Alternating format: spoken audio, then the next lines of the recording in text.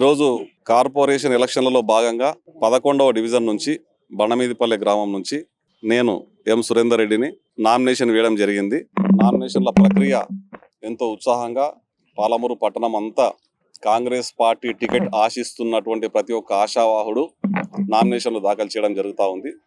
దీంట్లో నుంచి గెలిపే ధ్యేయంగా కాంగ్రెస్ పార్టీ అభ్యర్థుల గెలుపు గుర్రాలను పార్టీ నిర్ణయించి 3వ తేదీ లోపు బీ ఫామ్స్ ఎవరికైతే అర్హత గెలుపు గుర్రాలు ఉంటారో వాళ్ళను ఫిల్టర్ చేసి కాంగ్రెస్ పార్టీ తరఫున బీ ఫామ్స్ సబ్మిట్ చేయడం జరుగుతూ ఉంది. Thank you.